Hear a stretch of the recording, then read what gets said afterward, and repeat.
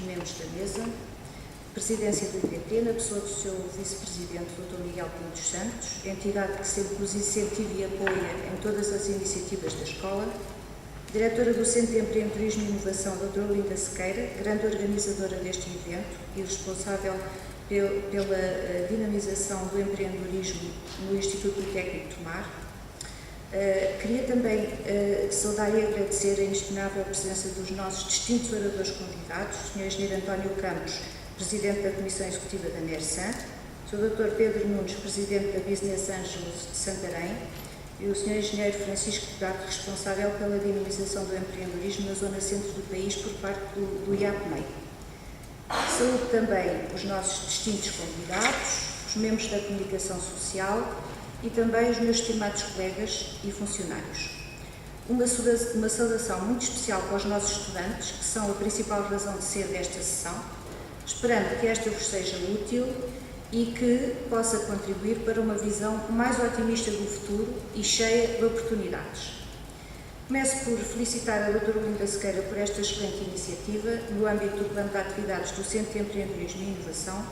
um plano ambicioso e exigente que muito contribuirá para o cumprimento da missão da nossa escola na vertente da promoção do empreendedorismo e da inovação na nossa região de envolvência, com o objetivo de criar valores, reforçar o tecido empresarial, aumentar o PIB regional, criando emprego e fixando população jovem no Médio Tejo. Temos consciência que este objetivo só poderá ser alcançado com a convergência e a ação concertada dos diversos parceiros sociais atuantes na região e, por isso, aproveito para agradecer publicamente a todas as entidades que connosco colaboram, ressaltando as mais relacionadas com a temática que hoje tratamos, o IAPMEI, a NERSAN, o Instituto de Emprego e Formação Profissional, a CIMT, o Clube Business Angels de Santarém e a Câmara Municipal de Tomar. A nossa instituição desde sempre se preocupou com a dinamização do empreendedorismo e da inovação, começando desde logo pelo fomento do espírito empreendedor dos nossos estudantes e pela ligação ao tecido empresarial e institucional. Assim, todos os cursos da Escola Superior de Gestão têm nos seus currícula uma ou mais unidades curriculares da área do empreendedorismo, com o desenvolvimento de diversos trabalhos práticos e projetos realizados em estreita ligação com empresas e outras instituições públicas e privadas sem fins lucrativos e culminam com a realização de um estágio no seio dessas mesmas entidades. Isto permite-nos uma permanente transferência de conhecimentos entre a academia e os agentes económicos e institucionais, tão útil à formação dos nossos estudantes e docentes e ao desenvolvimento económico e social da região em que nos inserimos, em particular, e do país em geral. O estágio que referi proporciona ainda aos nossos alunos um contacto direto com o meio económico e social e constitui para a maioria a oportunidade para a obtenção do seu primeiro emprego. Desta forma, conseguimos uma alta taxa de empregabilidade nos nossos cursos, tendo sido referido recentemente num estudo da revista Visão, o curso de Gestão de Empresas como um dos 10 melhores em empregabilidade a nível nacional. Ainda com o intuito de dinamizar esta vertente empreendedora do nosso ensino, foi criado o Centro de Empreendedorismo e Inovação, liderado pela Escola Superior de Gestão e transversal a todo o Instituto Politécnico de Tomar, que incentiva o desenvolvimento de ideias de negócio partilhadas entre alunos das áreas tecnológicas e da gestão e apoia a criação de empresas na região em parceria com os nossos parceiros estratégicos. Ainda durante o corrente ano, surgiram assim planos de negócios viáveis com ideias inovadoras, tendo algumas sido avaliadas por um júri com elementos externos da comunidade empresarial e institucional e candidatas ao concurso nacional Poliempreende, projetos esses que irão ser incubados para a criação de startups com o apoio do Centro de Empreendedorismo e Inovação e dos seus parceiros estratégicos. Também temos desenvolvido ações em escolas secundárias da região, nomeadamente cursos de formação para professores na área do empreendedorismo. Ainda durante este ano, terá também início um curso de empreendedorismo, através de protocolo assinado com o Instituto de Emprego e Formação Profissional, direcionado para jovens licenciados desempregados, poderá potenciar o seu autoemprego. A recém-criada Tomar Business School, com o objetivo de criar laços mais estreitos com o tecido empresarial da região e contribuir para uma troca de experiências mais efetiva entre a academia e empresas,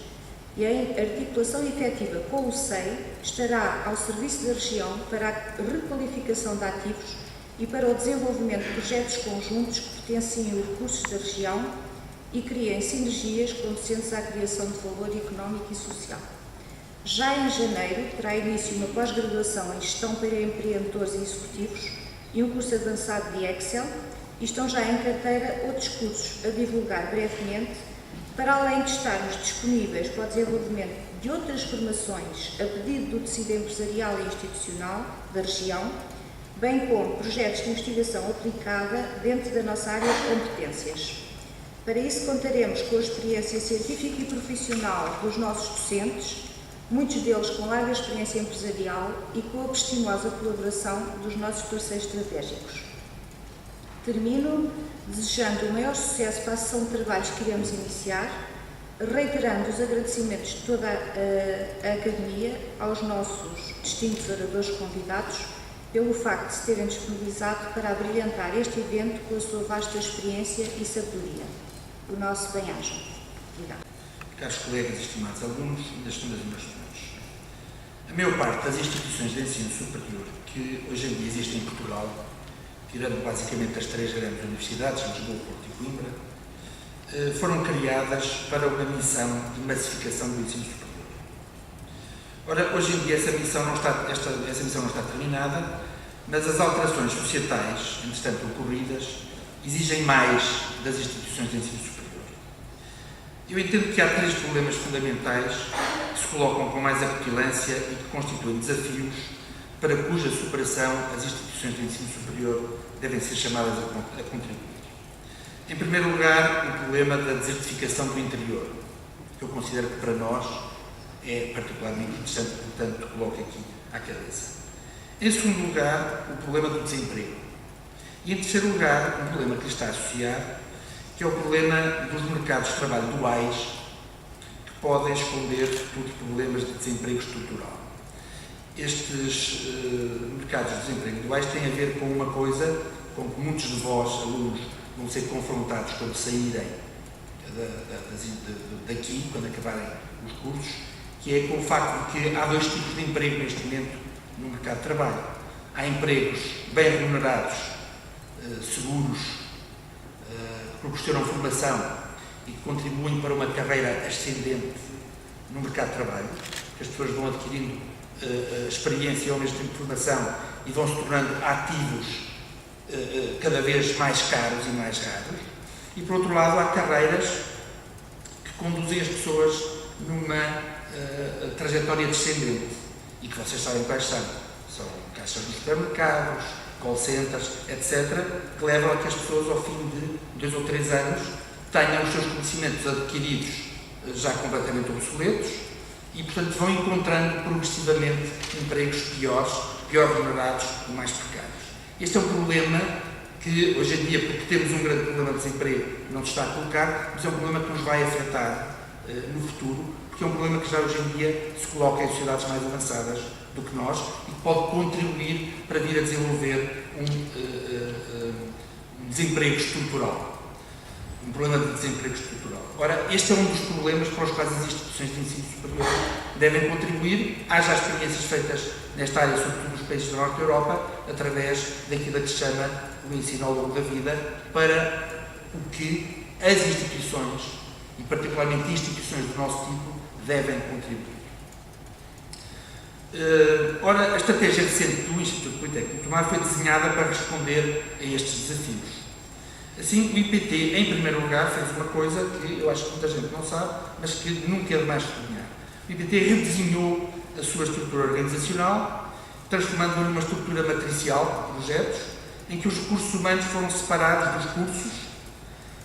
que foram agrupados sob a forma de produtos nas escolas, que são, por sua vez, clientes das unidades departamentais de recursos humanos. Isto criou uma estrutura muito flexível,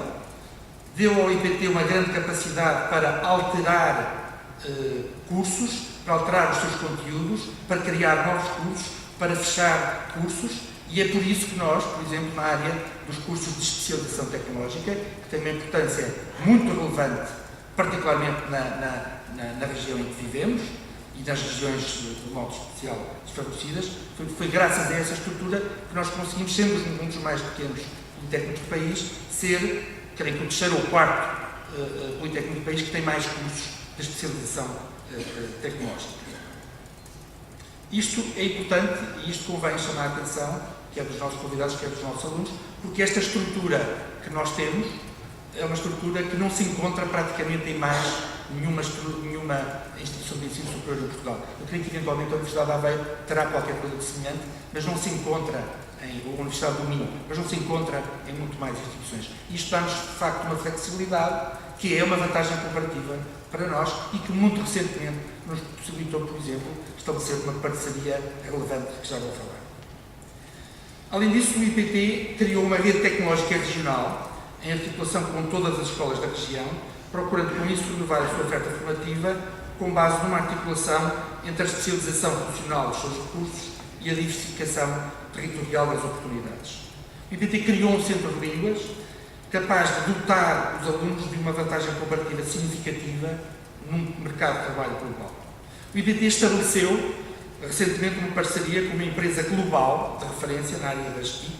a IBM, como toda a gente sabe, e com a Câmara de Tomar, para a criação de um centro de desenvolvimento tecnológico, alinhando ao mesmo tempo as suas ofertas formativas nessa área com as necessidades de mercado e preparando os seus alunos para um ingresso imediato no mercado de trabalho. Além disso, o IPT diversificou a sua oferta formativa, dirigindo a novos públicos, desde os SEDs às formações dirigidas a ativos e até à frequência de unidades curriculares avulsas. O IPT criou o LINE, um laboratório de desenvolvimento de tecnologia, um laboratório de desenvolvimento de produto, e criou a OTIC com o objetivo de transferir tecnologia e intensificar o conteúdo tecnológico das empresas. E o IPT criou também o Centro de Empreendedorismo e Inovação, com que se pretende incluir disciplinas na área do empreendedorismo e da literacia financeira em todos os cursos do IPT e, ao mesmo tempo, fomentar, como ainda há pouco a doutora Linda realçava, o espírito empreendedor, tanto entre os discentes como mesmo entre os docentes do IPT. É no âmbito desta resposta do IPT, de que eu elenquei aqui alguns aspectos, desta resposta do IPT aos desafios que confrontam a nossa sociedade, neste momento, que deve ser entendida esta conferência, pela qual eu desde já felicito os seus promotores, a pessoa da doutora Linda Sequeira, e agradeço aos nossos oradores convidados, que com o seu prestígio e experiência tanto vêm enriquecer. Desejo, por isso, a todos um bom trabalho e declaro aberta a Conferência de Educação, Empreendedorismo e Emprego, a partir deste momento, e agradeço a paciência de ter ouvido. Muito obrigado. É com muito gosto que me encontro aqui e agradeço naturalmente o convite que o Politécnico me endereçou, do ponto de vista formal, e também à doutora Linda Sequeira pelo convite que me fez de uma forma pessoal, enquanto coordenadora do Centro de Empreendedorismo do Politécnico. Eu gostaria de fazer, digamos, antes de entrar propriamente no tema Educação, Empreendedorismo e Emprego, duas ou três referências. A primeira delas tem a ver com o NERSAN. Não é o facto de eu, na minha vida profissional, ter estado ligado ao NERSAN em 2 anos que me levam a dizer o que vou dizer. Sou totalmente, digamos, independente nesta apreciação. Costumamos dizer que na sociedade da aprendizagem há organizações de aprendizagem, são aquelas organizações que estão permanentemente adaptáveis, permanentemente em mudança, em resposta, digamos, a exercícios criativos. Hoje já não se fala muito na sociedade da aprendizagem e em organizações de aprendizagem. O tema da nossa conferência hoje, ou um dos temas, tem a ver com o empreendedorismo e, digamos, eu considero que, efetivamente, o NERSAN é aquilo que pode ser um extraordinário exemplo do que é uma organização empreendedora. Porque, de facto, já abordarei o conceito de empreendedorismo na minha visão largada, mas o NERSAN é uma organização empreendedora. Porquê? Porque não se limita, digamos, ao establishment, não se limita digamos, ao serviço mínimo, não limita a sua missão,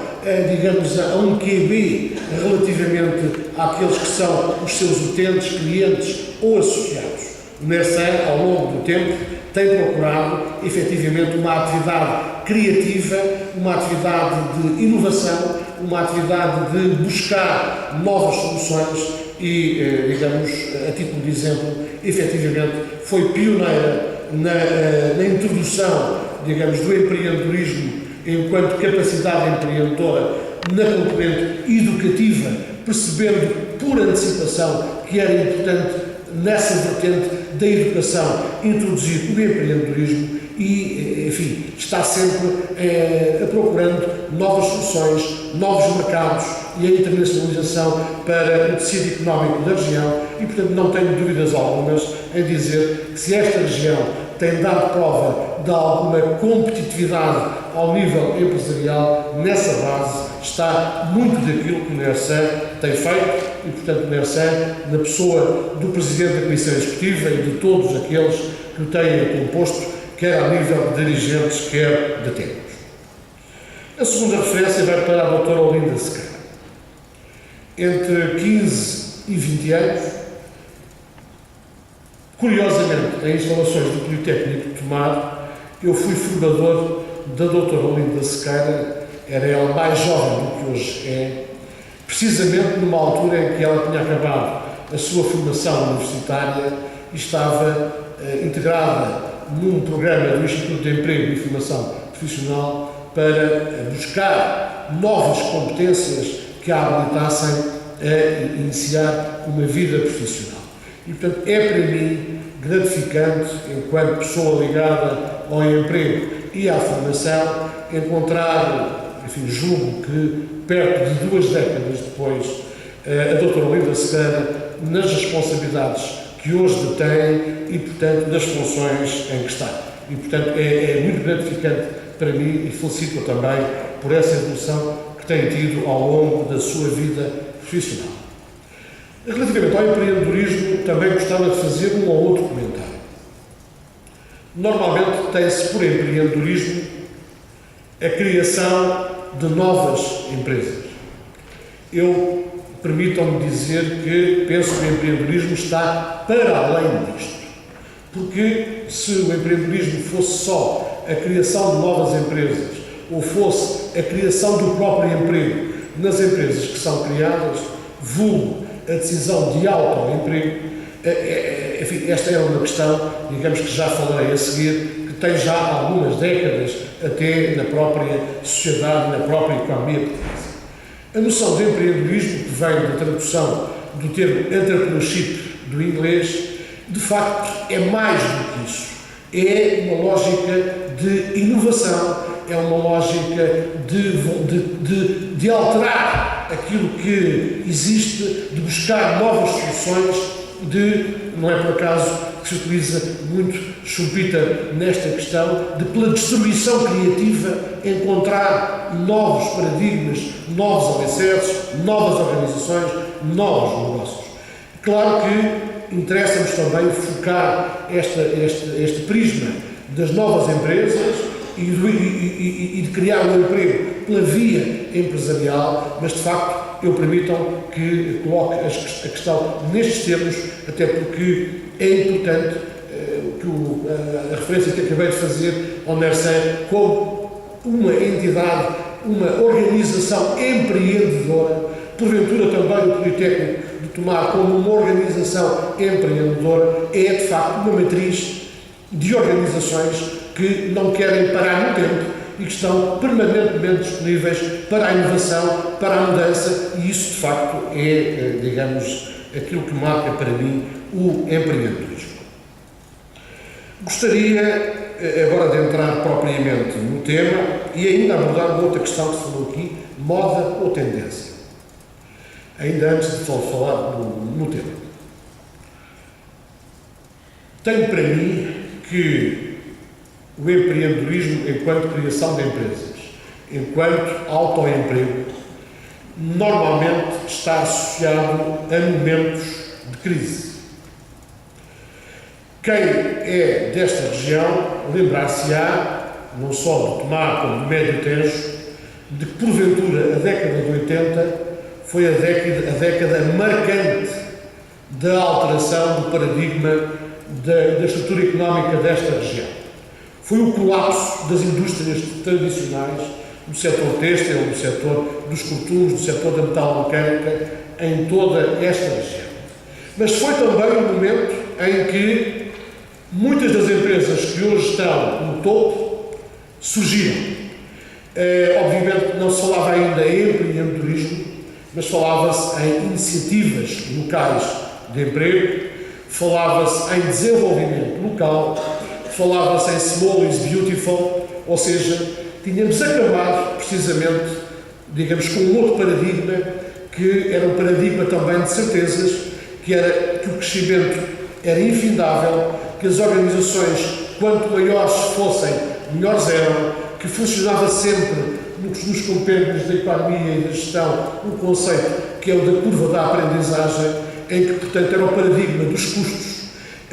e, efetivamente, a década de 80 marcou não só na nossa região, como, digamos, à escala europeia, o aparecimento de um outro conjunto de conceitos de que o desenvolvimento global não era suficiente, era preciso pensarmos no desenvolvimento local, era preciso pensarmos nos recursos endógenos. Foi um momento em que, por exemplo, algumas das empresas que hoje existem nesta região foram buscar nas artes e ofícios tradicionais, reinventar as artes e ofícios tradicionais enquanto forma de criação de riqueza e de emprego, e isso aconteceu exatamente no momento de crise. E, portanto, estamos hoje a viver uma outra crise. Hoje não falamos em iniciativas locais de emprego, não falamos em desenvolvimento local, não falamos em recursos endógenos, falamos em empreendedorismo. Mas eu gostava, ainda para combater esta abordagem, de vos dizer o seguinte. Há pouco, o Dr. Pedro Nunes, com quem também, digamos, me cruzei ao longo da vida, referia aqui a panóplia, digamos, de intervenções que hoje existem para o empreendedorismo. E reparem, algumas delas remontam também à década de 80. É à década de 80 que remonta a possibilidade de uma pessoa que fique desempregada e a receber o subsídio de desemprego possa solicitar à Segurança Social o recebimento antecipado de todo o seu subsídio de desemprego para criar o seu próprio emprego. E, portanto, quer isto dizer que há aqui questões que são permanentes e que atravessam o tempo e que o que faz, digamos, dar importância é o esgotamento das soluções tradicionais. Na década de 80 esgotaram-se as soluções tradicionais das grandes organizações, tal qual como hoje se esgotaram outras coisas. E o que é que se esgotou neste momento? E muito rapidamente, eu gostaria de dizer assim. Nós estamos cerca de 4 décadas depois da Revolução de Abril e, de alguma forma, nestas 4 décadas, em especial nos últimos anos, tivemos um modelo económico que não era possível manter. Não é possível viver acima das possibilidades, não é possível gastar mais do que se tem durante muitos anos. Quando se gasta mais do que se tem que se pedir emprestado. E quando se pede muitos anos emprestado, há um momento em que quem empresta começa a desconfiar de que não há retorno. E, portanto, meus caros amigos, efetivamente esse momento chegou quando o Estado, a ser em maio de 2011, quase que já não tinha dinheiro para pagar aos seus funcionários públicos ou honrar os seus compromissos, por exemplo, no Sistema Nacional de Saúde. E, portanto, houve, de alguma forma, que reorientar a sociedade portuguesa. Vivíamos, para além deste aspecto de gastar mais do que tínhamos, e é fácil fazer a vida com o dinheiro dos outros, aquilo que é difícil é fazer a vida com o dinheiro que temos no bolso, e, portanto, para além desta, abordagem, tínhamos uma sociedade, um modelo económico baseado em obras públicas, baseado em construção, baseado em juros, digamos, baixos, designadamente após a entrada de Portugal na União Monetária, e, portanto, este era um modelo que não era possível manter, em que não privilegiámos a indústria, não privilegiámos o setor exportador, e, portanto, a relação de Portugal com o exterior é uma relação de endividamento, não de exportação, mas de endividamento. E, portanto, estão nesta casa, neste momento, aqui, alguns daqueles que estão a ser, neste momento, os sacrificados pela necessidade de ter que fazer ajustamentos nas nossas contas públicas, no sentido de equilibrar, de facto, estas décadas e anos de desregulação.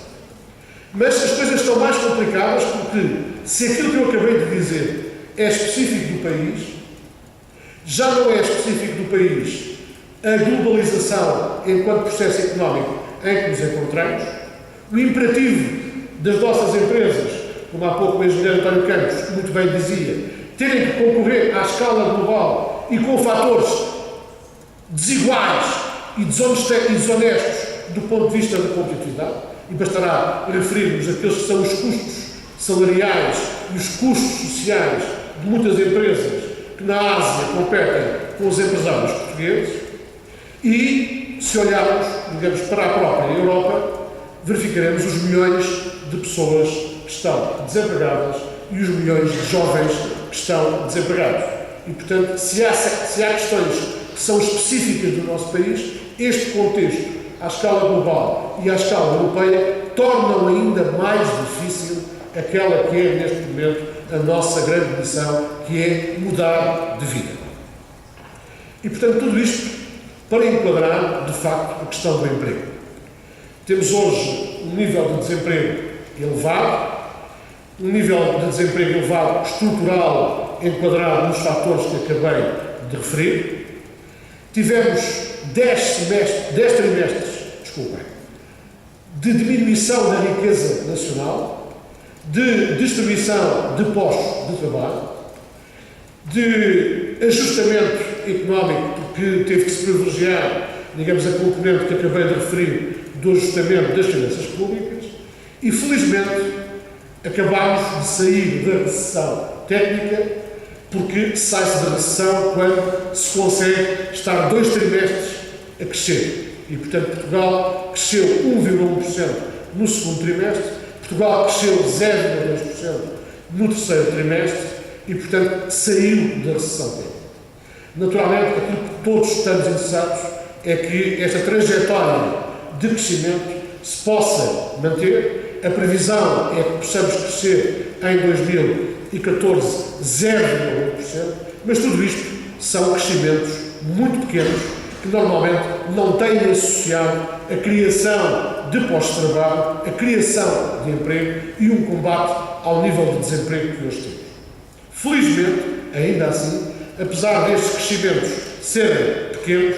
no segundo trimestre de 2013 e no terceiro trimestre de 2013, a economia portuguesa criou 120 mil postos de trabalho em termos líquidos, e ao criar estes 120 mil postos de trabalho, não estou a dizer que quem os criou foi qualquer ente público, quem os criou foram as empresas, foram os empresários portugueses, foi o setor exportador português, foi a economia social, as misericórdias, as IPSS, as mutualidades, todas estas entidades empregadoras que contribuíram para que, efetivamente, no segundo e no terceiro trimestre fosse possível a criação de 120 mil postos de trabalho. Razão porque, neste momento, o desemprego que temos no final de outubro de 2013 é um desemprego sensivelmente semelhante àquele que tínhamos um ano antes, muito elevado, mas sensivelmente semelhante, ligeiramente abaixo daquele que tínhamos um ano antes, e relativamente aos jovens, que é, enfim, uma das grandes preocupações e também um dos temas da conferência, em relação aos jovens, o nível de desemprego em outubro de 2013 era um nível de desemprego ligeiramente inferior, 3 pontos percentuais, àquele que acontecia em outubro de 2012. Estas boas notícias, passa a expressão, devem ser para nós todos um alento, mas naturalmente não diminuem a grande preocupação face ao nível de desemprego em que estamos. E, portanto, não sendo crível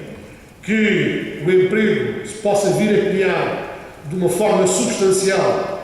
nos próximos anos, face aos cenários macroeconómicos que existem, é importante que todas digamos, os instrumentos possam ser utilizados para criar emprego. Não só os instrumentos tradicionais das empresas existentes, que aumentam os seus postos de trabalho, e reparem que, em termos de política pública, hoje o Estado português tem à disposição das empresas um conjunto de instrumentos para favorecer e facilitar a criação de postos de trabalho, o estímulo 2013, o reembolso da taxa social única, quando as empresas admitam jovens ou admitam desempregados com mais de 45 anos, mas ainda assim, e apesar dos relativos sucessos destes instrumentos, é importante referir que a criação do próprio emprego, o empreendedorismo, é efetivamente uma forma que também deve ser utilizada e abusada para a criação de emprego. E, portanto, estou aqui a fazer uma associação entre emprego e empreendedorismo. Dizer-vos também o seguinte: tenho para mim, tal qual como há pouco vos disse, que o empreendedorismo normalmente floresce em tempos de crise e floresce normalmente quando o custo de oportunidade é de tal maneira baixo que, não havendo nada a perder, investe-se e cria-se uma empresa. E este será o empreendedorismo da necessidade. E reparem, este empreendedorismo é importante. É importante com base nas artes e ofícios tradicionais se criem novos postos de trabalho, por exemplo, na área do artesanato. Mas a renovação do tecido empresarial português,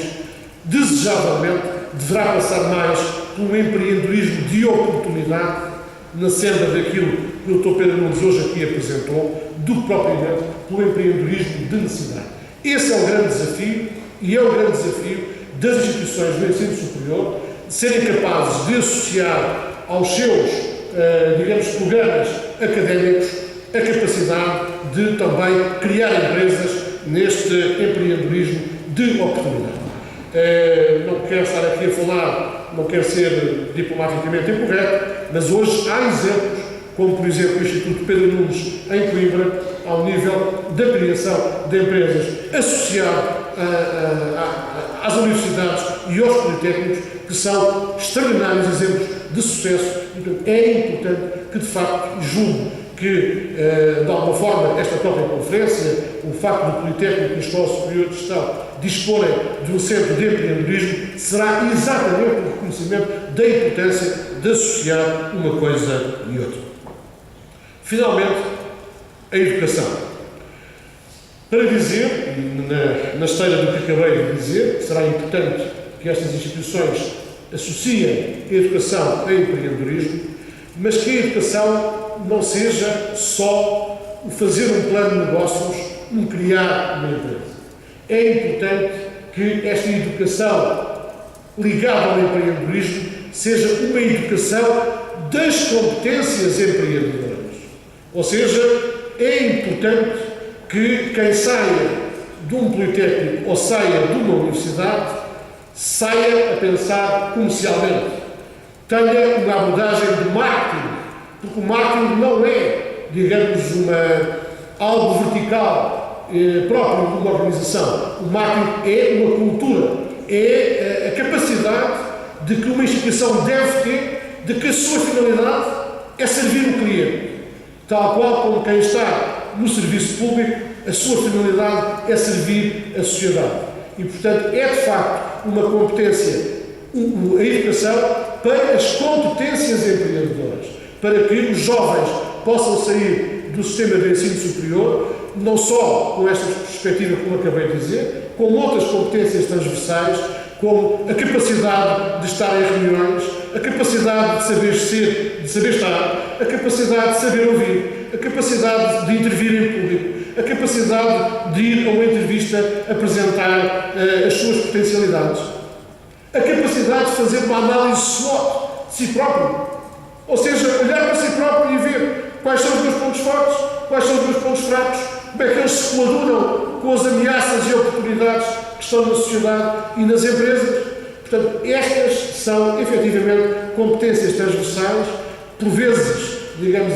admito que as próprias universidades e politécnicos não desenvolvam, mas que, infelizmente, reconheço, estão cada vez mais a desenvolver e que serão fundamentais para ligar, de facto, educação, empreendedorismo e emprego. Muito obrigado.